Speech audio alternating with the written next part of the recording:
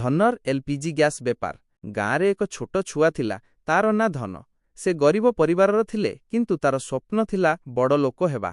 ଧନ ଦେଖୁଥିଲା ଯେ ଗାଁରେ ଲୋକମାନେ ଏଲପିଜି ଗ୍ୟାସ୍ ପାଇଁ ବହୁତ ଅସୁବିଧା ଭୋଗୁଛନ୍ତି। ଗ୍ୟାସ୍ ସିଲିଣ୍ଡର ସମୟରେ ମିଳୁନଥିଲା, ଲୋକମାନେ ଘଣ୍ଟା ଘଣ୍ଟା ଛିଡ଼ା ହୋଇ ରହୁଥିଲେ। ଏକ ଦିନ ଧନ ଭାବିଲା, ମୁଁ ଯଦି ଏଲପିଜି ଗ୍ୟାସ୍ ବେପାର କରିବି, ତେବେ ଲୋକଙ୍କୁ ସହଜରେ ସେବା ମିଳିବ ଓ ମୋର ଜୀବନ ମଧ୍ୟ ବଦଳିଯିବ। ସେ ସହରକୁ ଯାଇ ଏକ ଏଲପିଜି ଡିଲର ସହିତ କଥା ହେଲା।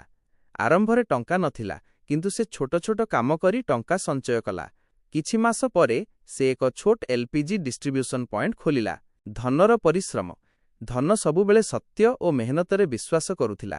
ସେ ସମୟରେ ଗ୍ୟାସ୍ ଡେଲିଭରି କରୁଥିଲା, ଗ୍ରାହକଙ୍କ ସହିତ ଭଲ ବ୍ୟବହାର କରୁଥିଲା, କେବେ ଧୋକା ଦେଉନଥିଲା।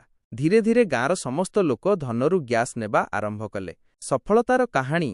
କିଛି ବର୍ଷ ପରେ ଧନର ବେପାର ବହୁତ ବଡ଼ ହୋଇଗଲା। ସେ ଅନ୍ୟ ଗାଁରେ ମଧ୍ୟ ଗ୍ୟାସ୍ ସପ୍ଲାଇ କରୁଥିଲା। ସେ ଅନେକ ଲୋକଙ୍କୁ କାମ ଦେଲା। ଗାଁରେ ସବୁଠୁ କହୁଥିଲେ, ଧନ ମାତ୍ର ବେପାରୀ ନୁହେଁ, ସେ ଲୋକଙ୍କର ଭରସା। ଶିକ୍ଷା ମୋରାଲ। ମେହନତ, ସତ୍ୟତା, ଭଲ ଭାବନା, ସଫଳତା। ଛୋଟ ଆରମ୍ଭ ମଧ୍ୟ ବଡ଼ ସଫଳତା ଆଣିପାରେ।